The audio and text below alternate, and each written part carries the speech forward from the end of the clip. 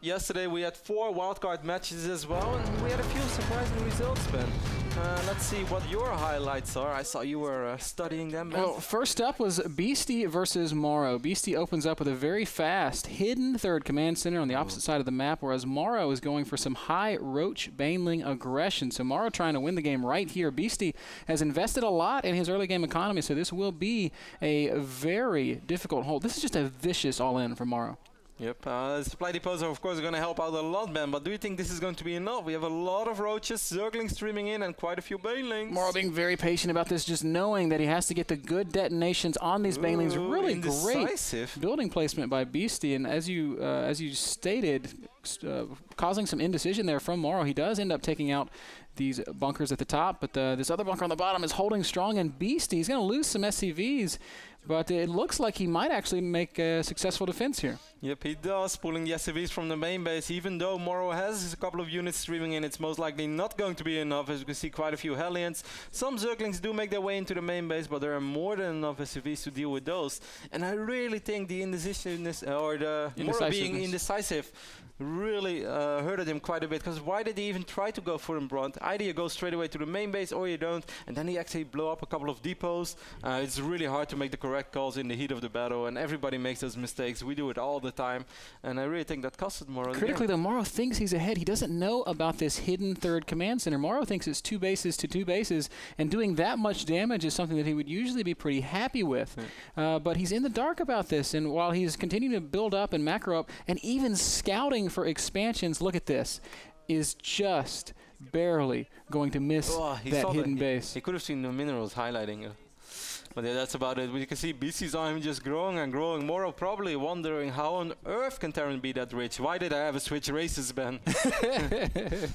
Oh, it's a tough question, man. Beastie is going to take out this bottom expansion of Morrow. Morrow's going to try to commit to a fight here, but he has got to be so cost-effective if he's going to make it work. And as we can see, Beastie preemptively splitting up those Marines with great control there. Manages to take out the vast majority of Morrow's army, and with it, he's going to end up taking the game and the series. Beastie beating Morrow, advancing into our playoff bracket. Yeah, our open bracket winner, defeating an NASL Season 2 finalist and a person who has always performed well in the NASL. So very impressive feat from Beastie QT, and I can't wait to see who he's going to face in the wildcards, in the playoffs, man. Second highlight was Hasu versus Galaxy. We can see Galaxy doing some cute stuff here. He's going to try to get a creep tumor down. He would block this expansion for so long if it can go down, but look at these Zealots targeting down the creep tumor. Beautiful control by Hasu. His expansion will still be delayed, but not so much, and he transitions this into a big 2-base push, and Galaxy with just Roach Corruptor is not going to be able to stop this. Yep, loving those force fields, super defensive force fields. There's no need to cut off too many Roaches, because you can just cut off a few and you'll be fine already. The rest of the Roaches are still going to hog those force fields, and why would you even cut them really off? Because right now they can't even fight, but they will still take damage. Hasu just pouring on the pressure. Phoenix is absorbing a lot of that Corruptor fire. Stalker's doing a good job of taking out the Corruptors, and the Colossus and Immortals in the back just brutalizing this Roach count. Graviton Beam. Yeah, man, I why saw not? this funny drawing. Have you seen it with the Graviton Beam lifting up the couch so you can vacuum clean below the couch? Phoenix helping out in household. Best drawing I've ever seen. That's pretty awesome, man. GG comes out of Galaxy. Hasu takes that game, ends up losing the series because of this. The final game between Galaxy and Hasu. Galaxy says, you know what, I'm just going to go for it. Hydralisk Nidus all in. Hasu has opened up Stargate, and he's going to let this Nidus go up in the back of his base. A critical mistake in the deciding game. Nidus will finish, units will pop out, and Hasu does not have anything. Phoenix is probably the worst thing you can ever have in this situation, because it's just not good against an overwhelming amount of NTI units. And Hasu is not even going to try. Hasu, another NASL Season 2 finalist, who had that sick run last year and that sick series against Huck at the finals we had back then in Ontario, California, out as well, against another player from the open bracket.